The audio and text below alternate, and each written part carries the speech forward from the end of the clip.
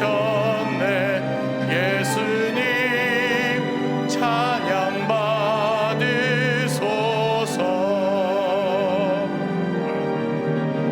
위로의 성령님이시여,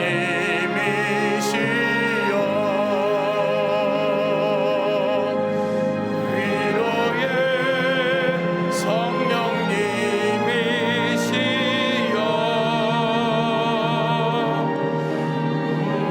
우리 안에 계셔서 늘 인도하셨네.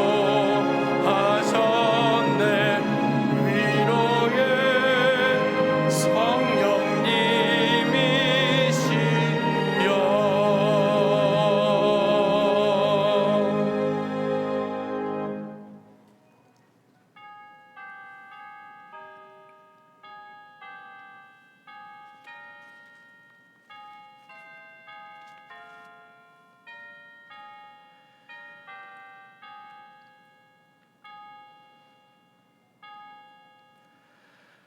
감사함으로 그의 문에 들어가며 찬송함으로 그의 궁정에 들어가서 그에게 감사하며 그의 이름을 송축할지어다. 우리의 찬양을 기뻐 받으시는 하나님, 존귀와 영광과 권능을 하나님께 올려드립니다. 죄와 허물로 인해 죽을 수밖에 없었던 저희들을 십자가의 은혜로 구원하여 주시고 하나님의 자녀로 거듭나게 하심을 감사드립니다. 값없이 구원받은 것도 감사한데 하나님을 곁에 모시고 교제하며 섬길 수 있도록 예배의 시간을 허락해 주시니 감사합니다. 세상의 걱정과 근심 내려놓고 오직 성삼위 하나님께만 집중하며 영광 돌리는 예배되게 하여 주옵소서. 특별히 이 예배를 통하여 우리가 품은 한 영혼이 주께로 돌아오는 역사가 있게 하시며 하나님의 마음으로 열방을 품는 복된 교회 되게 하여 주옵소서. 예수 그리스도의 이름으로 기원하옵나이다. 아멘.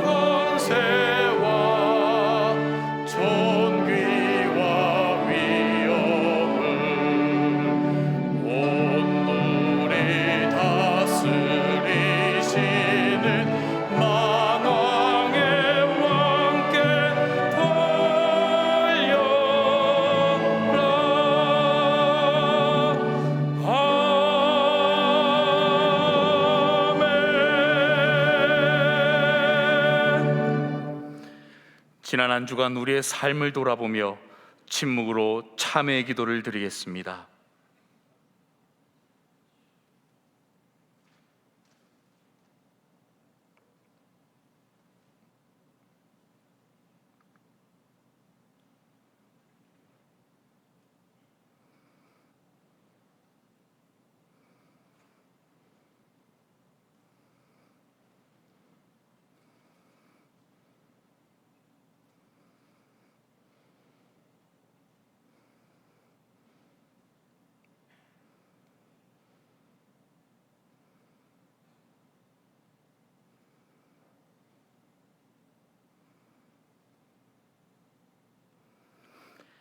하나님께서 주시는 사죄의 말씀입니다.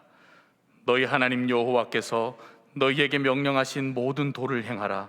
그리하면 너희가 살 것이요 복이 너희에게 있을 것이며 너희가 차지한 땅에서 너희의 날이 길리라. 아멘.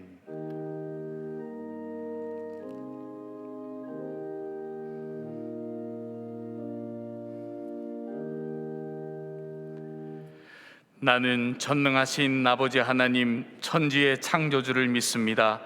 나는 그의 유일하신 아들 우리 주 예수 그리스도를 믿습니다. 그는 성령으로 잉태되어 동정녀 마리아에게서 나시고 본디오 빌라도에게 고난을 받아 십자가에 못 박혀 죽으시고 장사된 지 사흘 만에 죽은 자 가운데서 다시 살아나셨으며 하늘에 오르시어 전능하신 아버지 하나님 우편에 앉아 계시다가 거기로부터 살아있는 자와 죽은 자를 심판하러 오십니다. 나는 성령을 믿으며 거룩한 공교회와 성도의 교제와 죄를 용서받는 것과 몸의 부활과 영생을 믿습니다. 아멘.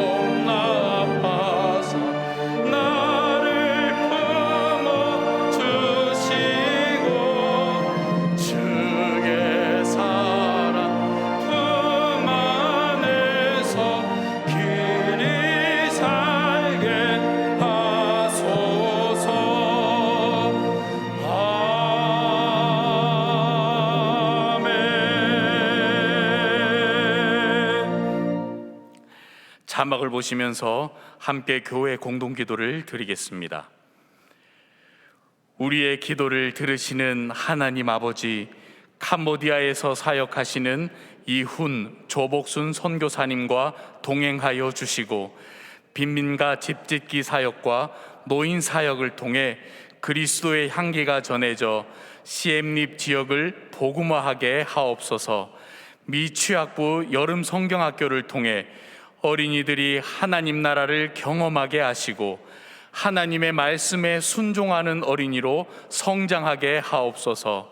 청년 엑츠브릿지 농촌 선교 봉사가 은혜 가운데 진행되게 하시고 청년들을 통해 충남 보령 부여 지역 및 지역 교회에 하나님의 사랑이 전달되고 선교의 열매가 맺히게 하옵소서. 담임 목사님의 영육을 강건하게 붙들어 주시고 가정과 사역 위에 하나님의 은혜와 평강이 충만하게 하옵소서. 이제는 각 개인의 기도 제목과 작정한 한 영혼을 위하여 그리고 환우들을 위하여 기도를 드리겠습니다. 자비로우신 아버지 하나님 감사합니다. 오늘 거룩한 주여 하시고 아버지 이 시간 우리 마음을 모아 기도하며 나의 수들을 주님 감사를 드립니다. 하나님 작정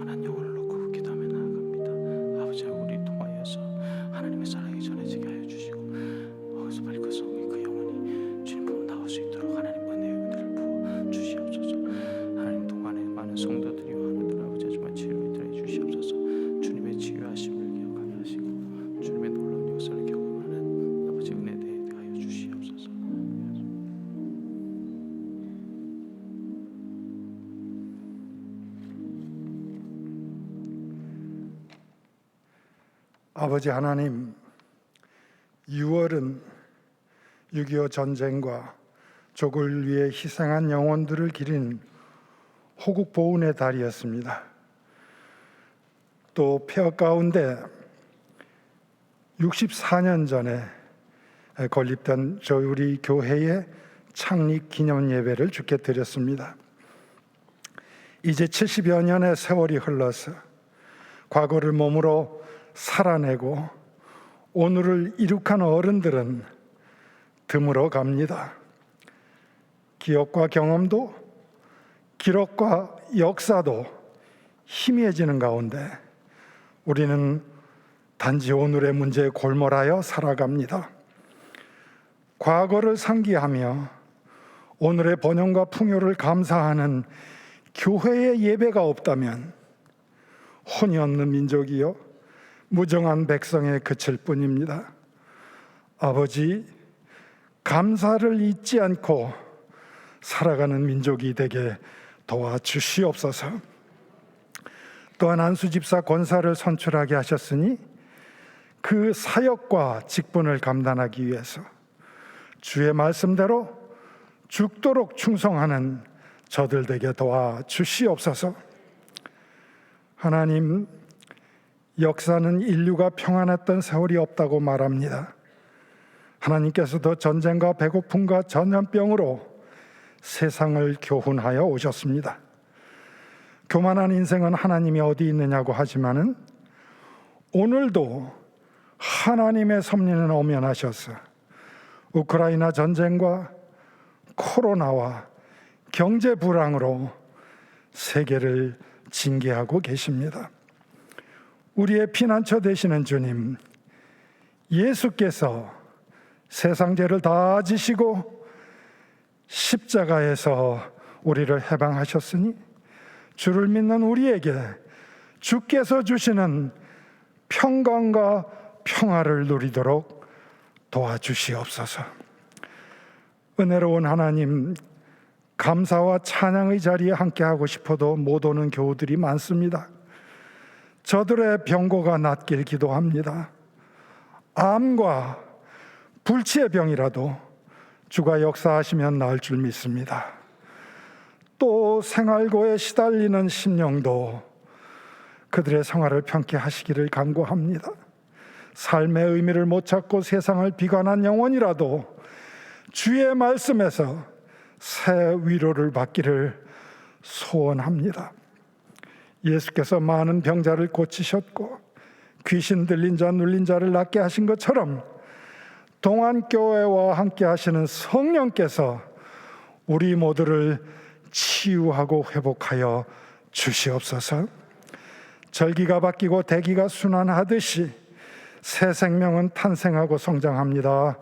7월에는 영아로부터 유아, 유치부, 유년주일학교, 중고등부, 대학과 청년부에 이르기까지 여름 성경학교와 수련회, 농선봉, 여름 사역이 진행됩니다. 수고하시는 교육자와 봉사자에게 함께 하시되 특별히 어린 영혼들을 가르치는 교사들에게 은혜를 주시어서 저들의 수고와 헌신으로 자라나는 새싹들이 교회와 이 나라의 굵은 기둥이 되게 하여 주시옵소서. 하늘나라와 교회의 미래가 저들에게 달린 줄로 믿습니다. 이제 성도들은 김영준 담임 목사님의 말씀에 은혜 받기를 기대합니다.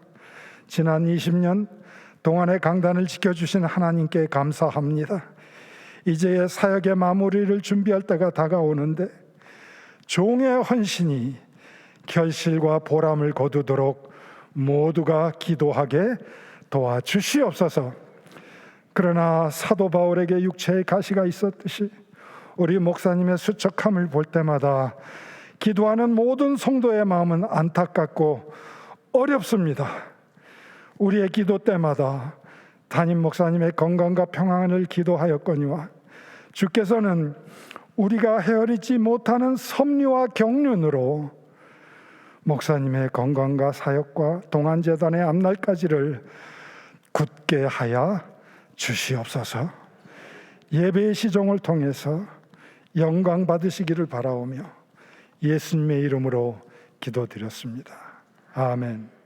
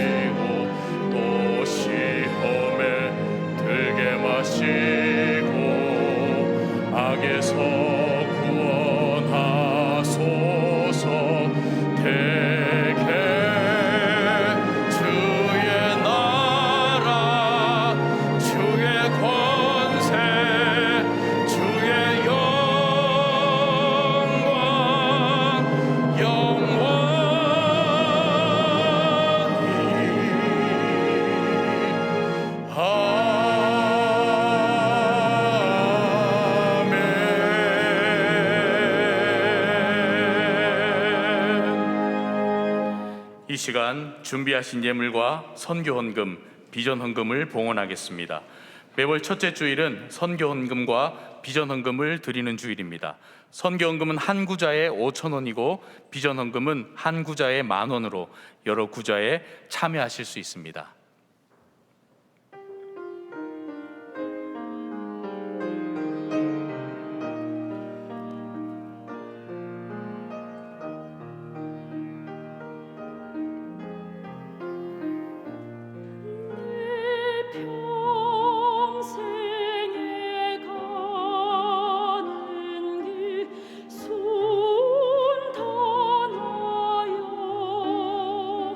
늘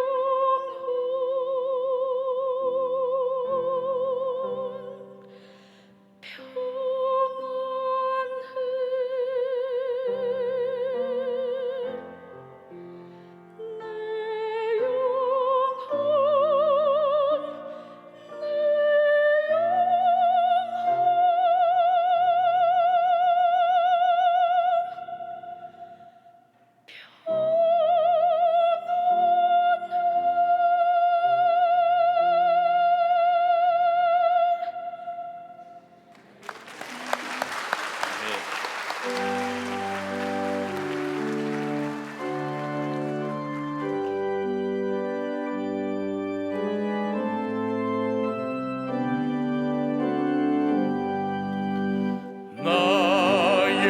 보화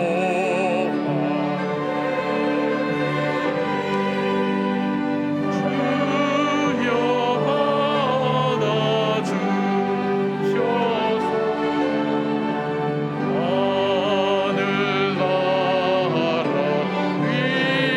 받아주셔서 하늘나라 위하여 주 뜻대로 쓰소서.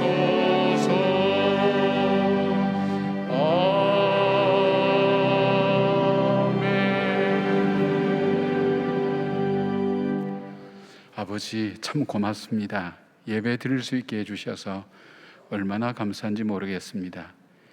매주 반복되지만 오늘도 특별하신 하나님의 변함없는 사랑이 우리에게 임하게 하신 것도 감사를 드립니다.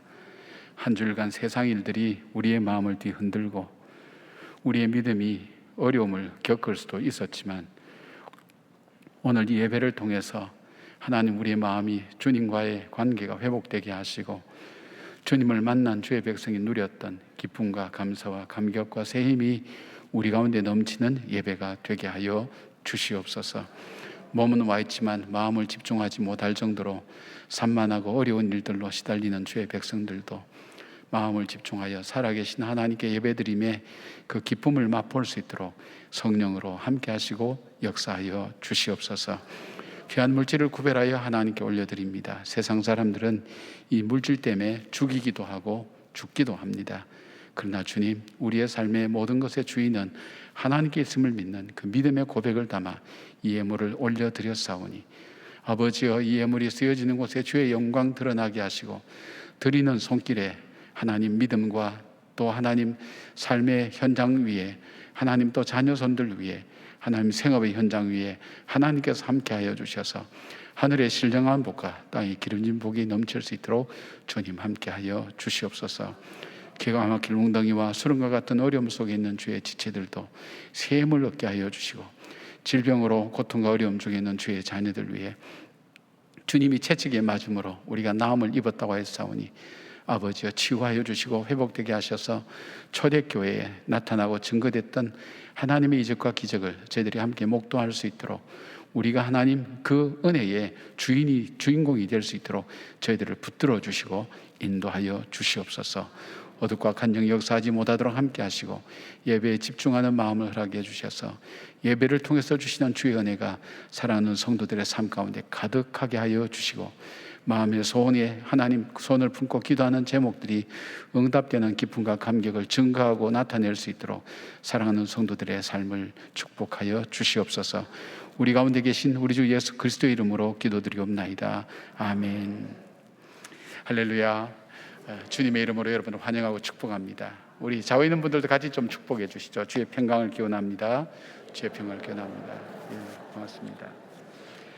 많이 이제 회복되었죠. 우리가 회복되었는데 여러분 끝까지 그래도 건강 조심하시고 또 교회 오셔서 또 나름대로 또 마스크도 잘 하셔서 건강을 여러분 잘 지키시길 바랍니다. 빨리 이것이 끝나도록 여러분 기도하시고 또 우리가 예배 모든 일이 방해받지 않도록 하나님께서 인도해 주시기를 함께 기도하는 우리 모두가 되었으면 좋겠습니다. 오늘 4부 5부는 마크 조 선교사님, 하와이 코냐에 있는 열방대학의 학교장으로 계시는 분입니다. 오셔서 우리 청년들에게 귀한 메시지를 전해주십니다. 은혜 원사가 넘치는 귀한 목사님인데 여러분께서 또 4부 5부 참석하셔서 말씀 들으실 분들은 영상으로도 또 우리가 참석하셔서 함께 예배에 참여해 주시면 고맙겠습니다. 오늘 첫째 주일인데 처음으로 이제 헌금 옛날처럼 직접 드려봤습니다. 좀 오히려 어색하시죠?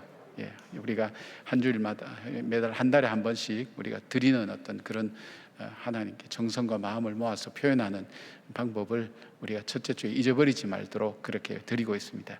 여러분께서 함께 해주시고 이제 잘 회복되셔서 우리의 주님께 드림이 우리 큰 기쁨이 되는 귀한 역사가 있기를 바랍니다. 그리고 첫째 주일은 작정하신 비전헌금과 선교헌금을 드리는데 여러분의 헌금을 통해서 선교사님들을 후원하게 되고 또 미래를 열어가는 우리 자녀들을 양육하는 데 쓰여지는 귀한 하나님 물질로 사용되니까 여러분 기억하시고 함께 참여해 주시길 바랍니다. 오늘 저녁 예배는 목자 헌신 예배로 드리게 되고요. 6월 큐티 개근자들 명단을 여러분이 확인해 주셔야 됩니다. 내가 개근했는데 빠졌다든지, 나는 빠졌는데 개근이 되었다든지, 이런 분들은 말씀 안 하실 가능성이 많은데, 어쨌든 간에 그래야 저 1층에 내려가면 복도의 동판에 여러분의 이름이 새겨져서 여러분과 또 여러분 후손들이, 자녀들이 함께 보고 어려운 시대를 기도로 살았던 우리 이름들이 잘 이렇게 나타날 수 있도록, 뭐 사람에게 보여서 그런 건 아니지만은 그래도 우리 교회 역사 속에 우리가 잘 쓰여질 수 있도록 여러분 함께 참여해 주시고요. 선물 못 받으신 분들은 아마 거의 다 못 받으셨는데 2층에 내려가시면 여러분이 받은 쿠폰과 연결 이 바꾸어 줍니다. 그러니까 여러분께서 선물 꼭 받아가시기 바랍니다. 다 받으라는 게 아니고 개근한 분만 받습니다. 그런 왜 나는 안 주냐고, 광고는 다 준다 그랬는데 그렇게 생각하지 마시고요. 지난주에 우리 안수집사님 18분, 우리 권사님들 60분 정도가 세워졌습니다. 이분들이 이제 한 6개월 훈련을 받고 이제 금년 연말에 세워지는데 여러분 기도해 주셔서 교회에 좋은 일꾼들이 세워질 수 있도록 또 여러분 위해서 기도해 주시기를 바랍니다. 저는 이렇게 내일부터 우리 이 안식월을 좀 가게 됩니다. 연구월 가게 됩니다. 제 딸이 하나 있는데 만나본 지가 한 3년 넘어 됐습니다. 그동안 학교도 졸업하고 있는데 기회가 없다가 이제 이번에 가서 좀 만나야 될, 뭐 길지 않게 짧게 있다가 옵니다.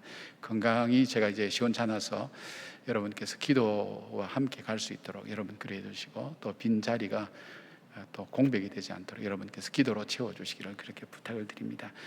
우리가 어제 중보기도 훈련 받으신 분들 뭐 1박 2일 동안 종일 훈련을 받으셨죠. 이제 그분들이 16주간 이제 교회 일주일에 1시간씩 교회 기도 제목 붙들고 하나님께 기도하는 시간을 갖게 됩니다. 이제 그 서약식을 우리가 좀 하려고 합니다. 우리 중보기도 훈련 받은 분 자리에 그 자리 좀 일어나 주시기 바랍니다. 오른손을 드시고 묻는 질문에 그냥 예라고 대답해 주시면 됩니다. 정직하게요. 여러분은 중보기도를 삶의 최우선 순위에 두고 매주 1시간의 약정된 기도 시간을 확실히 지키겠습니까? 기도 신청 내용에 대해서는 어떤 경우에도 비밀을 철저히 지키겠습니까? 중보 기도학교 훈련을 마친 후에도 일평생 중보 기도자로 헌신하며 살겠습니까? 이 세 번째를 잘 안 지키시더라고요. 다시 한번 묻겠습니다. 중보 기도학교 훈련을 마친 후에도 일평생 중보 기도자로 헌신하며 살겠습니까? 예, 감사합니다. 손 내려주시고 잠깐 기도하겠습니다. 하나님, 사랑하는 분들이 주님 앞에 기도합니다. 하나님, 우리 성도들의 마음의 소원을 품고 함께 기도합니다. 주님, 이 기도를 응답하여 주시고 이분들의 기도를 통해서 응답하시는 하나님을 알게 하여 주시고 역사신 주님을 발견하게 하여 주시며 능력의 주님을 깨달아 신앙에 큰 진보가 있도록 하나님 붙들어 주시옵소서. 어두운 영들이 역사하지 못하도록 성령께서 지켜주시고 하나님들이 하나님 앞에 기도할 때 우리 성도들의 하나님 삶 속에서 주의 역사가 나타나게 하시고 하나님 선하고 형통하신 하나님 주님의 인도하심이 우리 가운데 있게 하여 주시옵소서. 하나님 건강을 붙들어 주시고 여건을 지켜주셔서 16주 동안 하나님 그 시간을 잘 지킬 수 있도록 하나님 붙들어 주시고 그 이후에도 하나님 중보 기도자로 일평생 살아가는 그 삶이 하나님께 축복이 되며 기쁨이 될 수 있도록 하나님 함께하여 주시옵소서. 예수님의 이름으로 축복하며 기도드리옵나이다. 아멘. 우리 한번 박수하고 격려해 드리겠습니다.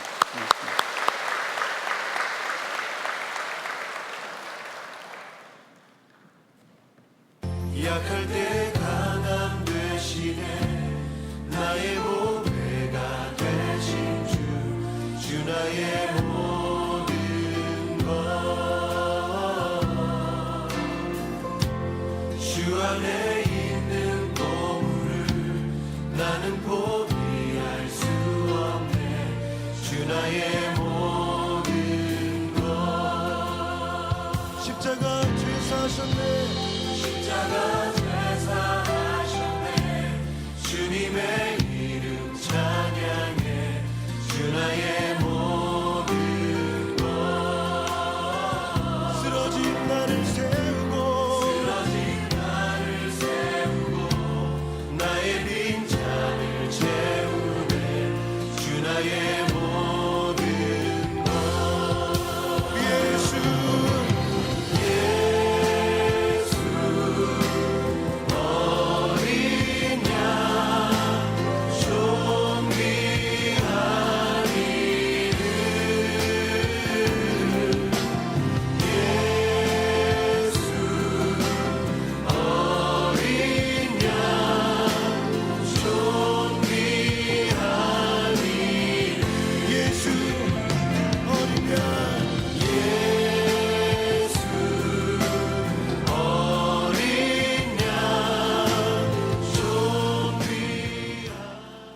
오늘 우리에게 주시는 하나님의 말씀은 출애굽기 18장 1절에서 12절까지 말씀입니다. 다 함께 일어나셔서 하나님의 말씀을 경청하겠습니다.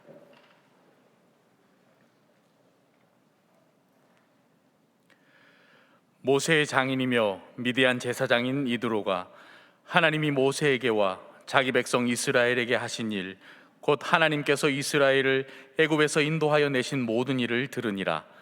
모세의 장인 이드로가 모세가 돌려보냈던 그의 아내 십보라와 그의 두 아들을 데리고 왔으니 그 하나의 이름은 게르솜이라.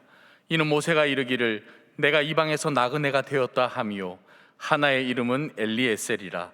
이는 내 아버지의 하나님이 나를 도우사 바로의 칼에서 구원하셨다 함이더라.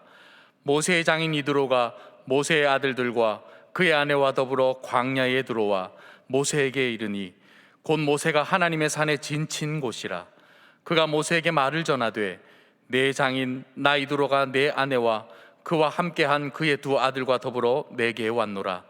모세가 나가서 그의 장인을 맞아 절하고 그에게 입맞추고 그들이 서로 문안하고 함께 장막에 들어가서 모세가 여호와께서 이스라엘을 위하여 바로와 애굽 사람에게 행하신 모든 일과 길에서 그들이 당한 모든 고난과 여호와께서 그들을 구원하신 일을 다 그 장인에게 말하매 이드로가 여호와께서 이스라엘에게 큰 은혜를 베푸사 애굽 사람의 손에서 구원하심을 기뻐하여 이드로가 이르되 여호와를 찬송하리로다. 너희를 애굽 사람의 손에서와 바로의 손에서 건져내시고 백성을 애굽 사람의 손 아래에서 건지셨도다. 이제 내가 알았도다. 여호와는 모든 신보다 크심으로 이스라엘에게 교만하게 행하는 그들을 이기셨도다 하고 모세의 장인 이드로가 번제물과 희생제물들을 하나님께 가져오매 아론과 이스라엘 모든 장로가 와서 모세의 장인과 함께 하나님 앞에서 떡을 먹으니라. 이것은 하나님의 말씀입니다. 아멘.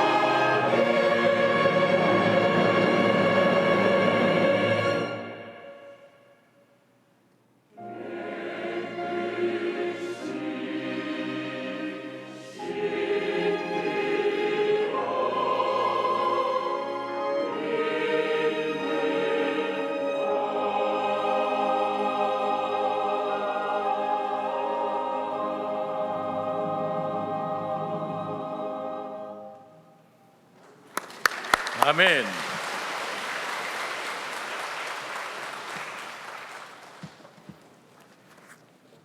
귀한 찬양 감사드립니다. 연륜연대학이라고 하는 학문이 있습니다. 조금 생소한 용어일 수 있지만 이것은 뭐냐면 나무의 나이테를 연구해서 그 나이테를 통해서 과거의 기후 변화와 자연 환경에 대해서 연구하는 그런 학문입니다. 모든 나무에는 나이테가 있어서 나이테의 폭이나 그 하부 구조를 통해서 과거의 강수량이나 기후 변화나 다양한 자연 환경을 밝혀낼 수 있다고 그렇게 이야기들 합니다. 사람에게도 나무의 나이테와 같은 나이테가 있죠. 사람에게도 살아온 삶에 있어서 어떻게 살아왔는지 삶의 흔적들이 우리 몸에 마음속에 다 남아있죠. 그래서 어떻게 됩니까? 그것이 오늘 나의 성품의 일부가 되기도 하고 습관의 일부가 되기도 하고 나의 삶에 살아가는 삶의 모습이 되어 있는 것을 보게 됩니다. 근데 살아온 지난 날들이 이렇게 쭉 살펴보면 나도 모르는 사이에 삶에 큰 위기도 있었고 어려운 일도 있었고 그런 과정들을 통해서 오늘 여기까지 여러분이 오시게 된 겁니다. 모세의 생애도 생각해 보면 하나님께서 쭉 살아온 삶을 하나님께서 쭉 주관하시고 인도해 오셨습니다. 근데 모세의 삶에도 위기가 있었습니다. 자신도 알지 못하는 그 위기, 바로 그 위기를 하나님께서 어떻게 다루시고 계신가 하는 것을 오늘 본문은 우리에게 보여줍니다. 장인 이드로를 통해서 바로 모세의 위기를 잘 극복하게 하시고 그로 하여금 사역을 끝까지 갈 수 있도록 만드는 하나님의 섬세한 섭리를 오늘 본문은 우리에게 잘 보여주고 있습니다. 자, 장인 이드로를 통해서 하나님은 어떻게 모세를 위로하시고 회복시키셨을까요? 첫 번째 볼 수 있는 것은 이드로는 모세의 이야기를 잘 들어주었습니다. 1절 말씀인데 모세의 장인이며 미디안 제사장인 이드로가 하나님이 모세에게와 자기 백성 이스라엘에게 하신 일 곧 여호와께서 이스라엘을 애굽에서 인도하여 내신 모든 일을 들으니라 그렇게 되어 있습니다. 여기에 들으니라 원형 샤마라고 하는 이 단어는 그냥 단순히 듣다라는 의미도 있지만 자세히 듣다, 들은 것을 잘 이해한다, 그리고 그 이해한 대로 또 순종한다 이런 의미도 담고 있습니다. 단순히 들은 것이 아니라 마음으로 들었다는 얘기입니다. 여기에 8절 말씀 마지막 부분에 보면 모세가 장인 이드로에게 여호와께서 그들을 구원하신 일을 그 장인에게 말하매라는 말씀이 나오는데 여기에 말한다는 이 단어 샤파르라고 하는 이 단어는 여기에 이 표현이 뭐냐면 정확하게 센다, 빠짐없이 자세히 말한다 이렇게 되어 있습니다. 두 단어를 참고해 볼 때 어떤 걸 얘기할 수 있습니까? 오늘 성경 보니까 모세가 자기가 애굽에서부터 겪었던 일과 고생했던 일, 힘든 일, 여기까지 오기까지 모든 것을 다 이야기했다 그러니까 얼마나 골치 아픈 얘기도 많이 했고 백성들의 원망과 이 불평하는 것도 얘기를 했고 그 가운데 자기 마음이 흔들리고 힘들었던 것도 아마 이야기를 아마 다 했을 것입니다. 빠짐없이 얘기하는데 이드로는 이게 맨날 며칠 동안 얘기했는지 알지 못하지만 잘 경청하고 들었다고 그렇게 성경은 말씀하고 있습니다. 사람과의 대화에서 참 중요한 것 중에 하나가 잘 들어주는 것입니다. 저 같은 경우는 이제 상담을 공부를 오랫동안 했는데 많은 경우에 한 80% 정도는 제가 어떻게 무슨 해결책을 제시해 주는 것보다는 그 사람 얘기를 잘 들어줄 때 그 사람이 스스로 자기 문제를 자기가 깨닫고 돌아보면서 스스로 문제를 해결해 가는 경우를 많이 경험하게 됩니다. 상대방의 말을 주의를 집중해서 잘 경청한다는 것, 그것은 그 사람을 잘 이해한다는 말과도 동일한 얘기입니다. 내가 상대방의 얘기를 잘 들어줄 때 상대방이 느끼는 감정은 무슨 감정인가 하면 내가 이 사람이 나를 받아들여 주는구나, 수용해 주는구나 이런 마음이 들어가고 그 다음에 어떤 마음이 들어가는가 하면 인정해 주는구나, 나를 인정해 주는구나, 내가 살아온 삶을 인정해 주고 내가 했던 것을 인정해 주는구나 그런 것을 느끼게 됩니다. 그 다음에 또 하나는 내가 이렇게 힘들고 어렵고 골치 아픈 얘기를 하는데도 불구하고 나에게 시간을 주고 경청해 주는 그런 모습을 보면서 나를 참 사랑하는구나, 나를 귀하게 여겨주는구나 하는 그 마음이 들어가면서 이것이 마음속에 용기와 그 다음에 자기 문제를 직면할 줄 아는 그런 마음에 새로운 힘을 주게 됩니다. 그래서 문제를 직면하게 되고 문제를 스스로 치료해가는 그런 과정을 겪게 된다는 것입니다. 아마 승리한 모세, 하나님의 인도하심에 따라서 지금까지 승리하면 여기까지 걸어왔지만 그 여정 속에서 모세가 겪었던 마음의 상처도 많았을 겁니다. 아픔도 있었을 것이고 속상함도 있었을 것이고, 그가 참다 못해서 이 광야 생활을 끝나가는 마지막에는 하나님 말씀을 어기고 지팡이를 그냥 반석을 2번이나 쳐서 자기는 가나안 땅에 들어가지 못하는 그 일까지 간 거 보면 그렇게 온유했던 모세도 너무너무 마음의 상처와 아픔들이 많았을 것이다, 그렇게 생각되어집니다. 그런데 19장 하나님과의 언약을 맺기 전 이 18장에 하나님께서는 이 일을 통해서, 이드로를 통해서 모세로 하여금 자기의 지난 애굽에서 온 그런 하나님 역사를 정리하게 만듭니다. 그리고 하나님께서 행하셨다는 것, 하나님께서 함께 하셨다는 것을 그가 다시 기억하면서 다시금 새로운 마음을 갖게 하는 그런 치유를 하나님께서 하시고 계신 것을 보게 됩니다. 아마 모세에게는 자기 장인에게 얘기하면서 하나님의 행하신 크신 일을 되새기게 되고 회복과 정리의 시간이 되었을 것이다, 그렇게 우리가 생각해 볼 수 있습니다. IMF 때의 일입니다. 중소기업을 운영하던 한 가장이 부도가 나면서 하루아침에 살 집도 제대로 구하지 못해서 큰 집에서 이 단칸방, 지하 단칸방으로 옮기게 되었습니다. 이 과정에서 너무 낙심하고 저좌절해서 이 가장은 집에만 머물고 다른 것을 할 생각을 못했습니다. 용기도 없어지고 힘도 없고 할 만한 것도 없고 부끄럽기도 하고 내가 지금까지 살아온 것이 뭔가 허무하기도 하고, 그러니까 아무것도 하고 싶지 않아서 집에만 늘 이렇게 있게 되었습니다. 어느 날 이제 자기 아내가 걱정하면서 그 밥이라도 밖에 나가서 같이 먹자고 얘기합니다. 그래서 식구가 같이 나가서 식사를 하고 찻집에서 차를 마시면서 이런저런 얘기를 하고 있는데 대학교 3학년 다니는 딸이 뭐를 꺼내더니 편지를 꺼내더니 그 편지를 읽는 거예요. 편지의 내용이 뭐냐면 자기가 대학에 실패했을 때, 그때 재수를 하는데 그때 겪었던 이 좌절감은 이루 말할 수 없었다는 거예요. 재수할 때 학원 갔다가 오면 밤 12시쯤 됐는데 그때마다 자기 아버지가 버스 정류소에 나와서 비가 오든 눈이 오든 거기서 기다리고 있는 거예요. 오면 자기 가방을 들고 어깨에 손을 얹고 오늘 하루 어떻게 지냈니? 힘들진 않았니? 어렵지 않았니? 너무 수고가 많구나. 이 격려하고 따뜻하게 하는 대화가 자기에게 큰 힘이 됐다는 거예요. 낮에 학원에서는 하루에도 나는 이거 안 해, 그만둘 거야, 나는 이제 더 이상 못하겠어, 내 힘은 없어 할 때마다 저녁에 아빠하고 만나고 나면 새 힘을 얻어서 다시 하루를 시작하게 되고, 그렇게 해서 자기가 원하는 대학에 왔노라고 쭉 이야기를 하면서 애가 울면서 얘기를 하는 거예요. 그 딸이 울면서 얘기하는데 자기도 이제 그때 생각하면서 딸하고 왔던 행복했던 추억들, 딸이 안쓰러워했던 그 생각을 쭉 하는데 뭐가 가슴에 이렇게 느껴지는 것이 있는 거예요. 그러고 나더니 그 다음에 고등학교 다니는 아들이 또 편지를 꺼내서 읽는 거예요. 이 아들의 편지의 내용은 이겁니다.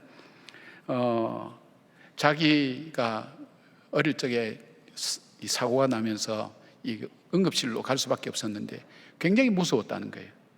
근데 그 아버지가 끝까지 밤을 새면서 아빠가 옆에 있다고 얘기하면서 함께 해줬던 그것이 자기는 지금도 잊혀지지 않는다는 거예요.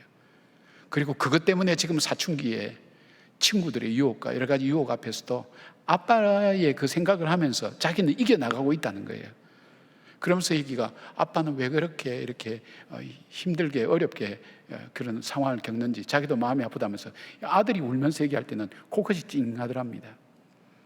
그 아내가 이제 또 편지를 꺼내서 읽습니다. 기억하기 위해서 했겠죠. 이 아내는 이런 얘기합니다. 아버지가 일찍 돌아가셔서 3남매를 어머니가 시장에서 장사를 하면서 3남매를 다 대학에 보냈다는 겁니다. 다 보내고 결혼을 지켜놓으니까 부모님 모시는 게 문제가 된 거예요. 큰아들은 야 둘째야 너는 아들이 아니니 어머니 좀 모시고 가라. 또 둘째는 형님 됐습니다. 이제는 형님 모시고 가십시오. 왔다 갔다 하면서 어머니를 토스하는 거예요. 그때 이 남편이 보더니 어머니 모시고 오라고, 우리가 모시자고. 그러면서 그 어머니를 끝까지 잘 모시다가 사이에 품에서 세상을 떠나게 했던 그 일들을 얘기하면서 얘기를 하는 거예요. 당신은 남편이기 이전에 우리 가정을 살렸고 헌신했던 그 어머니를 살렸던 정말 자기는 잊을 수 없는 은인이라고. 당신은 정말 나에게 고마운 사람이라고. 그러면서 내 식구가 다 우네요. 근데 이상한 일이 일어난 거예요. 이 남자의 마음에 뭐가 뭉클한 게 계속 올라오는 거예요. 자기도 몰라 이게 뭔지, 무슨 마음인지 모르는데 뭐가 뭉클한 게 계속 자기 마음을 치는 거예요. 그 내용이 뭐냐면, 내가 살아야지, 내가 이제 일어서야지, 내가 이 가족들을 끝까지 책임져야지, 그런 마음이 일어나면서 새로 시작할 마음이 그 속에 생기더라는 거예요. 그리고 밑바닥부터지만 다시 시작하면서 다시 일어섰다는 얘기가 있습니다. 여러분, 잘 들어주는 것이 이만큼 소중합니다. 아마 지난날 여러분이 살아오면서 겪었던 어려운 일을 아마 여러분이 의식하든 의식하지 못했던 사람들에게 얘기했던 부분이 있을 거예요. 그 얘기를 통해서 회복되었던 부분도 있을 것이고, 또 여러분이 살아오면서 힘든 사람의 얘기를 들어주면서 회복시킨 그런 경험들이 있을 겁니다. 하나님은 우리의 기도와 간구에 경청하신다 그랬어요. 세상에서 들을 말이 나의 말밖에 없는 것처럼 하나님 그렇게 우리를 들어주신다 그랬어요. 하나님은 바로 이들을 통해서 모세의 그 아픈 마음을 어루만졌습니다. 회복시켜 주셨습니다. 힘들고 어려운 그 과정 속에 하나님이 함께 하셨다는 것을 그로 하여금 다시 되새기게 하면서 이제 하나님과 정식으로 언약을 맺는 바로 그 장면 들어가기 직전에 모세로 하여금 정리하게 하면서 그 많은 아픔을 씻어주시고 하나님이 함께 하셨다는 것을 깨닫게 하시는, 모세도 모르는 위기를 이들을 통해서 치유하신 것을 보게 됩니다. 사랑하는 여러분, 여러분도 이 말씀을 들으면서, 때로는 사람들의 얘기를 들으면서 이런 마음속에 하나님께서 힘든 가운데 있었지만 내 삶에 함께 하셨구나 하는 그런 마음을 통해서 다시 마음을 추스리고, 성령께서 여러분 마음을 어루만져 주셔서 여러분의 아프고 힘든 일들이 재구성되는, 다시 새롭게 정리가 되어서 하나님 앞에서 새로운 용기를 내서 걸어갈 수 있는 여러분이 되시기를 주님의 이름으로 축복합니다. 두 번째 이드로는 모세에게 가정과 가족의 소중함을 알게 했습니다. 2절부터 4절 조금 긴데 제가 읽어드리겠습니다. 모세의 장인 이드로가 모세가 돌려보냈던 그의 아내 십보라와 그의 두 아들을 데리고 왔으니 그 하나 이름은 게르솜이라. 이는 모세가 이르기를 내가 이방에서 나그네가 되었다 하며, 하나 이름은 엘리에셀이라. 이는 내 아버지의 하나님이 나를 도우사 바로의 칼에서 구원하셨다 함이더라. 모세는 자기가 예굽으로 들어갈 때에 성경에 자세한 내용은 나오지 않지만 아마 이런 생각하지 않았을까 하는 생각이 듭니다. 예굽에 가면 자기가 죽을지도 모른다는 생각도 했을 것입니다. 하나님이 보내어서 갔지만 위험해서 자기 가족들까지 희생시킬 수 있겠다는 그런 위기의식이 들었는지 그 자기 아내와 두 아들을 친정으로 돌려보냈습니다. 그리고 얼마간의 시간이 흘렀는지 모릅니다. 애굽에서 그 모든 일들을 겪고 광야길을 거쳐서 이제는 이곳에 정착해서 다시 이제 새로운 곳으로 가기 위해서, 가나안 땅으로 가기 위해서 있는 이때에 이드로가 그 아내와 두 아들을 데리고 온 것입니다. 그리고 이 가정을 다시 하나로 만들어 준 겁니다. 모세에게 있어서 가정은 그가 가장 불안하고 두려울 때 안정을 찾았던 곳입니다. 그가 이스라엘 백성을 위하여 애굽 사람을 죽였을 때 이것이 바로에게 발각이 되어서 죽음을 피해서 미디안 광야로 도망쳤습니다. 모든 것을 버려두고 목숨 하나만 살기 위해서 도망친 모세는 갈 곳도 쉴 곳도 머물 곳도 없을 때에 장인 이드로가 그를 받아주면서 자기 집에 살게 했고 딸을 주어서 가정을 이루게 했습니다. 우리는 모세가 호렙산에서 하나님께 부름받을 때에 40년간 목자로만 살아서 희망이 없고 이러면 생각하지만, 모세로 하여금 그 도망쳐 나온 그 불안과 두려움에서 벗어나게 만들고 그로 하여금 일상으로 돌아가도록 만든 것이 바로 이 가정의 역할이었습니다. 안정된 가정. 그래서 자녀의 이름을 지을 때도 자기 자신의 상태를 표현해주는 이름을 짓습니다. 큰아들 이름을 게르솜이라 그래서 내가 이방에서 나그네가 되었다. 참 얼마나 외롭고 쓸쓸한 얘기입니까? 내가 이방에서 나그네가 되었다. 쉴 곳 없고 머물 곳 없는 그런 인생이 내가 되었다. 자기 처지를 잘 표현해주는 그런 아들의 이름이었습니다. 그러나 두 번째 아들의 이름은 다릅니다. 하나님께서 나를 바로의 칼에서 구원해 주셨다. 이제는 자기가 신앙 고백을 하는 거죠. 내가 그냥 이렇게 온 것이 아니라 나그네가 된 것이 아니라 하나님께서 나를 구원해 주셨구나. 그러니까 그에게는 어떤 기억이 납니까? 가정이라는 것은 따뜻한 곳, 자기를 회복시켜 주는 곳, 하나님께서 자기를 위해서 열어놓으신 바로 그 가정이라는 생각을 하게 되었습니다. 이제 모세가 애굽의 위협이 없어지고 먼 길을 떠날 때에 이드로가 모세의 아내와 두 아들을 데리고 와서 다시 가정을 이루게 할 때 바로 이 모세에게 있어서 이 가정은 무엇일까요? 그는 사역만 생각하면서 가정에 대해서는 생각을 못했어요. 근데 멀리 가기 위해서 함께 가야 됩니다. 가정이 뒷받침되고 지탱해주고 붙들어주지 않으면 이 사역을 감당할 수 없다는 것을 하나님 아셨기에 이들을 통해서 그 가정을 하나로 다시 묶어준 것을 보게 됩니다. 가정의 소중함은 아무리 강조해도 과하지 않습니다. 가정이 없으면 이 세상의 모든 것을 얻어도 의미가 없이 느껴지는 이유가 바로 그 이야기입니다. 아버지 학교의 이사장을 역임한 김성묵 장로님을 여러분 아마 잘 아실 겁니다. 이분의 책 아버지 사랑이라는 데서 그는 1995년부터 거의 30년을 아버지 학교에 헌신하게 된 이유에 대해서 이야기를 합니다. 이렇게 가정사역을 헌신하게 된 데에는 역설적으로 자신의 가정이 위기를 겪으면서였습니다. 캠퍼스 커플로 만나서 결혼까지 한 장로님은 자기 가정이 심각한 문제를 겪게 되었습니다. 거의 이혼 지경에 이르게 되고 가정이 무너지게 되자 자기가 할 수 있는 것이 아무것도 없다는 것을 알게 되었습니다. 그런 어떤 절망과 좌절 가운데 있을 때에 하영조 목사님이 가정사역을 한번 해보라는 제안을 하게 됐습니다. 지금 내 가정이 이만큼 깨어져서 정신을 못 차릴 상황인데 무슨 가정사역을 하느냐고 생각했지만 두 부부가 기도하면서 순종하기로 그렇게 했다고 합니다. 그런데 가정사역을 하면서 보니까 깨어진 가정이 그렇게 많은 거예요. 너무 힘든 가정이 많은 거예요. 깨어진 그 파편 조각에 가슴이 찔려서 울면서 살아가는 사람들이 그렇게 많은 거예요.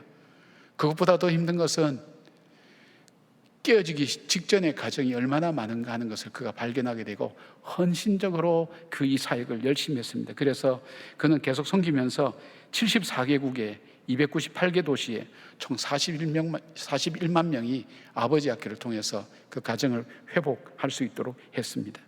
그는 근 지론은 이겁니다. 아버지가 바로 서야 가정이 바로 서고 사회가 바로 서며 나라가 바로 선다는 것을 강조했습니다. 이드로는 모세가 큰 일을 할수록 가정이 건강해야 한다는 걸 알았습니다.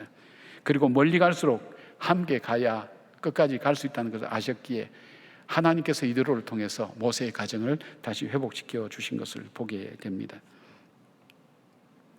사랑하는 여러분, 모세는 전혀 의식을 못했어요. 그러나 가정이 얼만큼 중요한가 하는 것을 깨닫게 해주는 것을 봅니다. 저의 살아온 지난 날들도 이렇게 생각해 봅니다. 생각해 보면 전 아이가 학교 유치원 다닐 때 무슨 행사 있고 가본 적도 없고 학교에 있는데도 그렇게 가본 적이 별로 없어요. 혼자 그냥 열심히 교회 사역만 열심히 했었습니다. 집에서 먹는 밥기도 많지 않고. 근데 그 생각을 한 거예요. 이제 철이 드는 거죠. 남편이 빈자리, 없는 자리, 사역으로 나가는 그 자리에 홀로 지키는 아내는 얼마나 외로웠을까, 힘들었을까. 그 마음이 들어오는 거예요. 그리고 아빠의 공백을 지켜보는 딸은 얼마나 허전했을까. 이제 철드니까 제가 생각이 드는 거예요. 그 다음에 기도로 뒷바라지 해주는 그 어머니의 기도가 얼마나 내 삶을 지탱할 수 있습니까? 만약에 그 외로움에 힘든 것을 견뎌낸 아내가 없었다면, 기다려준 그 자녀가 없었다면, 기도해준 어머니가 없었다면 저는 여기까지 올 수 없었다고 생각이 됩니다. 가족들이 있었기 때문에 올 수 있었습니다. 버틸 수가 있었습니다. 견딜 수가 있었고 하나님의 사명을 감당할 수가 있었습니다. 저만 그런 것이 아니라 아마 여러분도 그럴 겁니다. 어려운 가정이 많을 겁니다. 가정에 대해서 여러 가지 속상한 생각도 가진 분이 많을 줄 압니다. 그럼에도 불구하고 가정은 우리에게 참 소중한 그런 우리의 삶의 중심지입니다. 여러분 가정 혹시 깨어지고 힘든 가정이 있을지 몰라도 여러분 파편이라도 붙들고 있으면 다시 구조될 가능성이 있으니까 그 파편이라도 놓지 말기를 바랍니다. 기도하며 붙드시기를 바랍니다. 하나님께서 우리 가정을 지켜주셔서 내 남은 삶이 하나님 앞에서 아름답게 잘 살아갈 수 있도록 하나님 우리 가정을 회복시켜 주시고 또 우리 자녀들이 잘 자랄 수 있도록 하나님 붙들어 달라고 기도할 때 여러분의 가정들을 하나님께서 어루만지시고 회복시켜 주셔서 그 위기에서 건져주시고 다시 회복시켜 주시는 주의 은혜가 이 모세의 가정처럼 다시 회복되는 놀라운 은혜가 있기를 주님의 이름으로 축복합니다. 세 번째 이드로는 모세의 사역을 세워 주었습니다.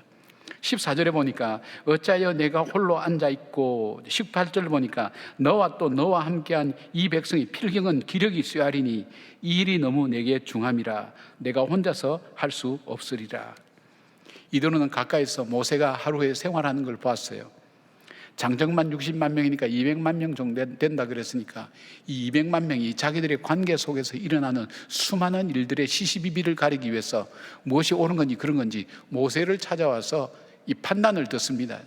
재판을 받는다는 건 의미되지만 어떻게 해야 될지, 무엇이 옳은지를 얘기해 주는데, 종일 있어도, 혼자 있어도 이 백성들을 다 감당할 수가 없는 겁니다. 그래도 모세도 백성도 탈진할 수밖에 없을 때에 이드로가 바로 이 모세에게 얘기합니다. 역할을 분담하라고. 백성들 위해 10부장, 50부장, 100부장, 1000부장을 세워서 모세의 일을 분담하게 했습니다. 사람을 세워서 그 사람들에게 율례와 법도를 가르쳐서 마땅히 갈 길고 할 일을 알게 하고, 모세가 맡고 있는 일 중에 그 일의 경중을 따라서 사람에 따라서 그 역할을 각각 분담하도록 그렇게 했습니다. 이렇게 분담할 때 어떤 효과가 나타날 수 있는가? 이동원 목사님 책을 보니까 출애굽의 오후라는 그 책에 이렇게 되어 있어요. 첫째는 스트레스와 과로를 피할 수가 있다. 둘째는 일의 효율성을 기대할 수가 있다. 많지만 작은 일도 놓치지 않고 진지하고 중요하게 다룰 수 있다. 세 번째, 백성들 가운데 좋은 리더를 개발할 수 있다. 그렇게 되어 있습니다. 그런데 어떤 사람들을 리더로 세워야 되는가 하는 것을 이들은 이렇게 제안을 합니다. 21절 보니까 너는 또 온 백성 가운데서 능력 있는 사람들, 곧 하나님을 두려워하며 진실하며 불의한 이익을 미워하는 자를 살펴서 백성 위에 세워 1000부장과 100부장과 50부장과 10부장을 삼으라고 얘기했습니다. 그렇게 일을 분담하는데 어떤 사람에게 분담하느냐? 제일 먼저 우선순위가 뭐냐면 하나님을 두려워하는 사람들. 왜 하나님을 두려워하는 사람을 세우라 그랬죠? 사람은 다 볼 수가 없어요. 그 마음속도 볼 수가 없어요. 하나님을 두려워했던 요셉은 그 죄의 자리에 가지 않았어요. 자기를 지킬 수가 있었어요. 그리고 하나님의 뜻을 알 수 있게 된 겁니다. 그래서 그 하나님의 뜻을 따라서 그는 살 수 있었어요. 그 이유가 뭡니까? 하나님을 두려워했기 때문입니다. 이 세상을 살 때 두려운 일이 많지만 진짜 두려워할 것을 두려워하면 다른 것을 두려워할 필요가 없습니다. 하나님을 두려워했던 사람, 그러기에 자신을 지킬 수 있었고 바른 길을 갈 수 있었던 사람, 가장 우선순위가 하나님을 두려워하는 사람입니다. 그 다음에는 뭐라고 얘기하냐면 진실된 사람을 세우라고 얘기합니다. 진실된 사람은 속과 끝이 다르지 않는 사람, 거짓을 행하지 않는 사람입니다. 여러분, 진실된 사람 눈에는 거짓된 사람들이 눈에 보입니다. 저 사람이 왜 나에게 다가오는지, 무슨 일로 오는지 이것이 분별이 됩니다. 그러나 진실이 사라지고 나면 분별이 안 됩니다. 자기의 욕심을 따라서 생각할 수밖에 없습니다. 그러니까 진실된 사람, 변하지 않을 사람, 자기 입장과 환경과 상황에 따라서 변질되지 않고 그대로 하나님의 법을 따라서 이 판단을 해줄 수 있는 사람, 그 사람. 그리고 불의한 이익을 미워하는 자를 세우라고 얘기합니다. 아무래도 이권이 많이 개입이 되겠죠. 판단을 해주니까 이권이 개입될 수 있겠죠. 자기 이익을 위해서 생각하는 사람은 마음을 부패하게 만들고 그 다음에 기준이 달라지게 만듭니다. 자기가 이익을 보는 기준으로 판단을 해주기 때문에 문제가 생긴다는 거예요. 그러니까 이런 사람을 리더로 세우라고 그렇게 얘기합니다. 초대교회는 구제의 문제로 히브리파 과부와 헬라파 과부의 구제가 제대로 잘 균형 있게 이루어지지 않아서 문제가 일어났습니다. 히브리파 과부는 원래부터 이 이스라엘 내에 있었던 사람으로 있다가 과부가 된 사람이고, 헬라파 과부는 이 히브리인인데 타국에 나갔다가 들어와서 이제 과부가 된 사람이, 과부가 돼서 들어왔든지 하여튼 과부가 된 사람이니까 기득권이 어디에 있냐면 히브리파 이 과부들에게 있습니다. 그러니까 이게 분배가 안 되니까 문제가 생긴 거예요. 그때 사도들이 두 가지 결정을 합니다. 사도행전 6장 4절 보니까 우리는 오로지 기도하는 일과 말씀 사역에 힘쓰리라 하니 핵심과 본질에 초점을 맞추겠다는 얘기입니다. 그러면서도 이 문제를 그냥 지나치지 않겠다는 얘기입니다. 그러기 위해서 사람을 세우라고 얘기합니다. 3절 보니까 형제들아 너희 가운데서 성령과 지혜와 충만하여 칭찬받는 사람 7을 택하라. 우리가 이 일을 그들에게 맡기겠다고 그렇게 얘기합니다. 우선순위가 여기도 보니까 성령 충만합니다. 앞에 있는 기준하고 똑같습니다. 저는 이제 교회 일을 한다고 생각을 했는데 교회 일이 아닙니다. 하나님의 일입니다. 하나님의 일이면 하나님 뜻대로 돼야 됩니다.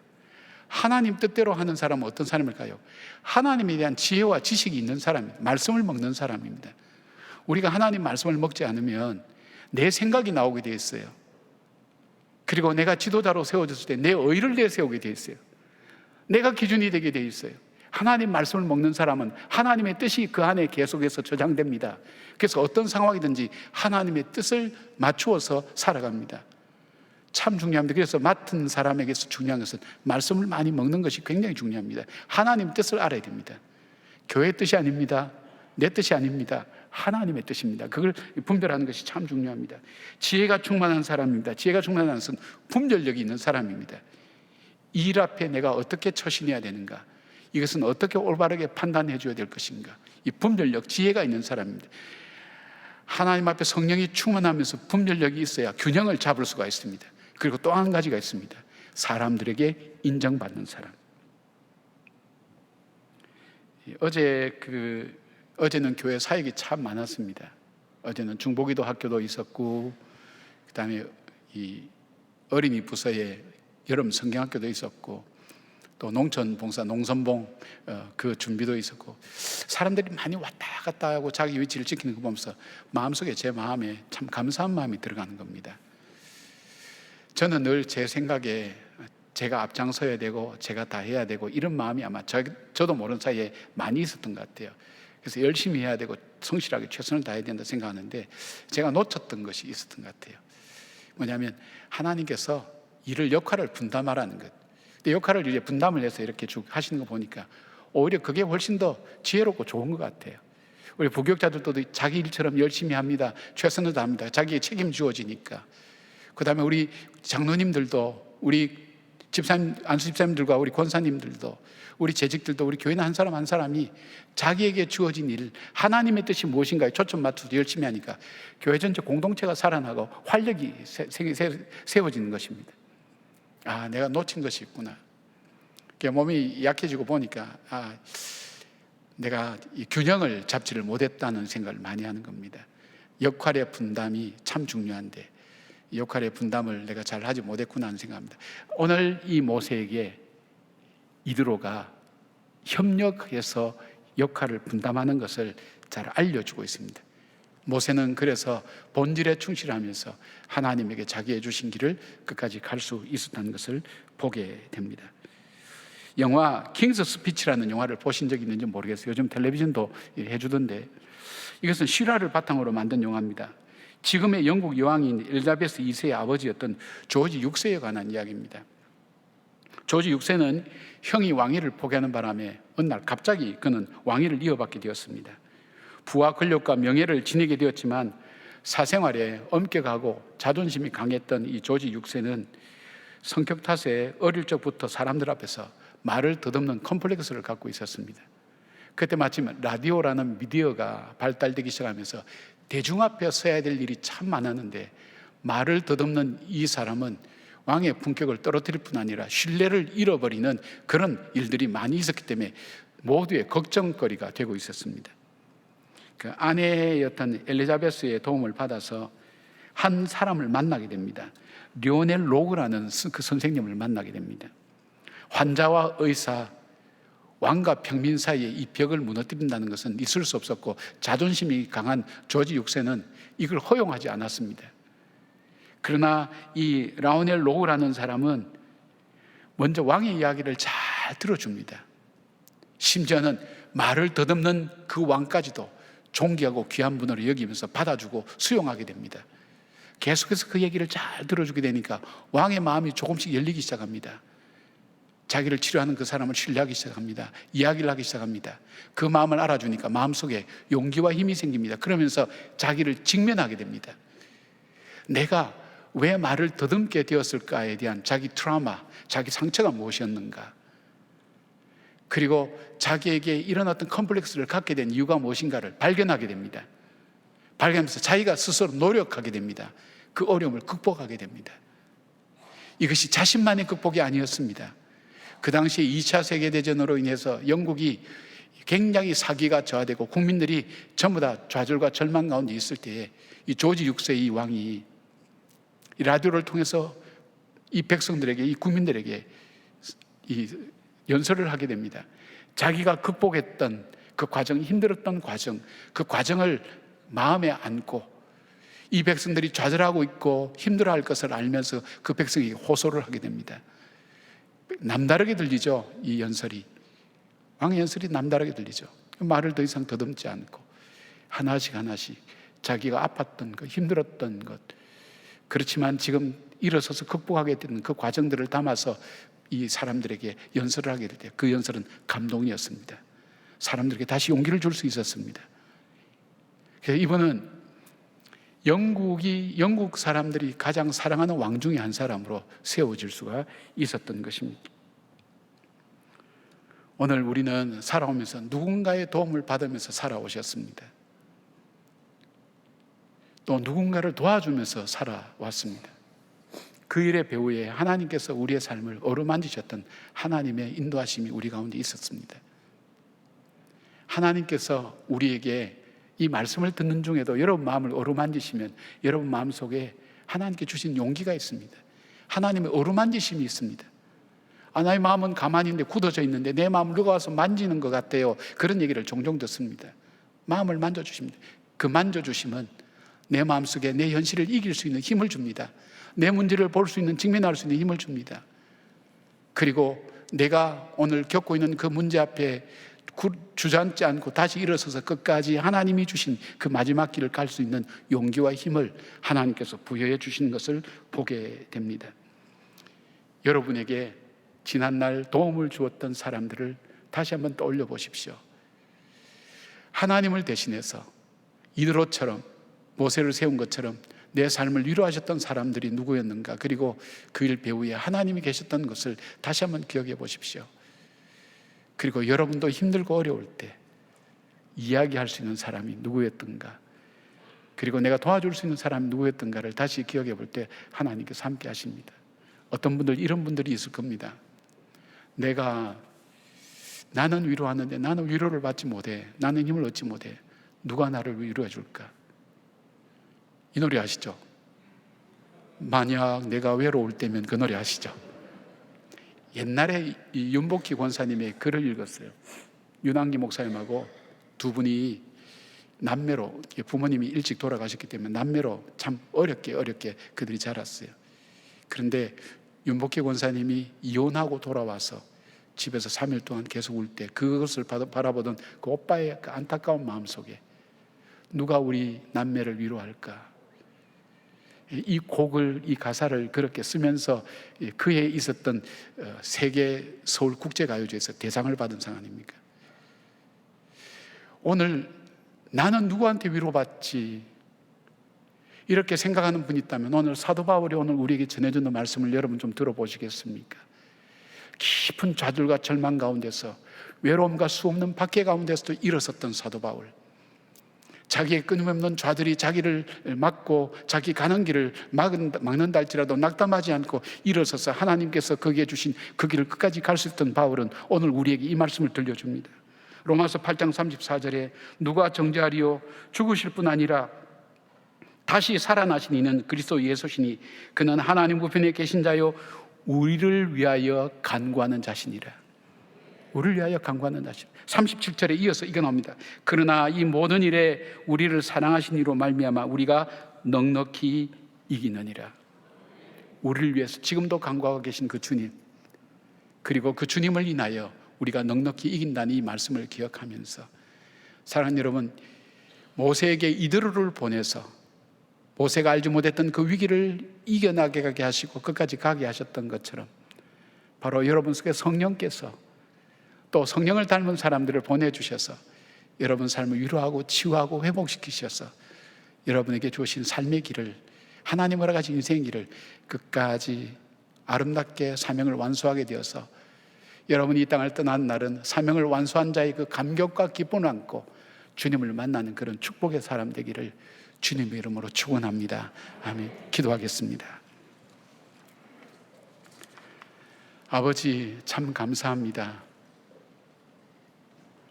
지난날 돌아보면 아프고 슬프고 힘든 일들만 많이 우리 기억 속에 남지만 다시 한번 돌아보면 그 가운데 계셨던 그 주님이 계셨기에 여기까지 올 수 있었습니다. 모세에게 이드로를 보내주신 것처럼 내 인생 속에 수많은 이드로를 하나님께서 보내주셔서 하나님 삶을 극복하며 위기를 극복하며 힘든 일을 극복하며 여기까지 올 수 있도록 인도하신 그 하나님을 다시 찬양합니다. 주님 또한 우리 자신이 성령을 닮은 사람이 되어서 지치고 힘들고 하나님 위로가 필요한 그 사람들을 붙들어 줄 수 있는 그런 저희들의 삶이 되게 하여 주셔서 우리 인생의 마지막 사명을 완수한 자, 하나님의 사랑을 받은 자의 그 감격과 기쁨을 안고 주님 나라로 입성할 수 있는 온 성도들 될 수 있도록 한 사람 한 사람을 주님 붙들어 주시고 역사하여 주시옵소서. 예수님의 이름으로 기도드리옵나이다. 아멘.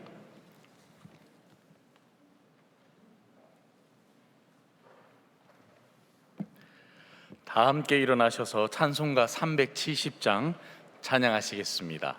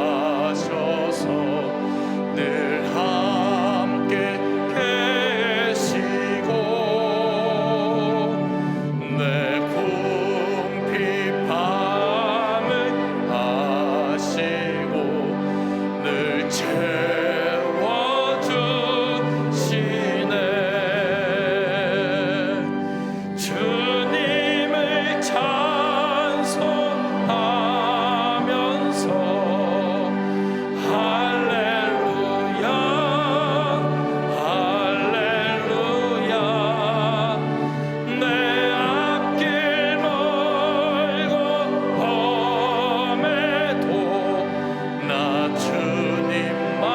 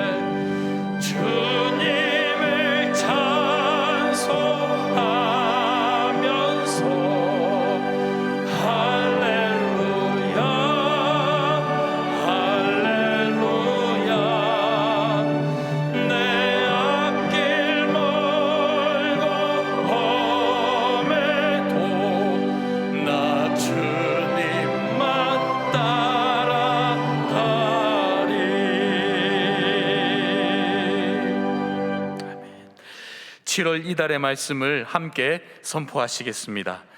인내를 온전히 이루라. 이는 너희로 온전하고 구비하여 조금도 부족함이 없게 하려 함이라. 이제는 우리 주 예수 그리스도의 은혜와 우리 하나님의 사랑과 성령님의 동행하여 주심과 어루만져 주심이 고달프고 지친 나그네 인생길을 걸어가며 나에게 다가오신 그 주님을 다시 기억하며 우리의 삶 속에서 남은 여정의 길 끝까지 믿음으로 살아가기로 다짐하는 한 분 한 분들 머리 위에 관계된 일들과 사람들 위에 이 땅의 교회들과 이 민족과 이 나라 위에 지금부터 영까지 함께 하시기를 간절히 축원하옵나이다. 아멘.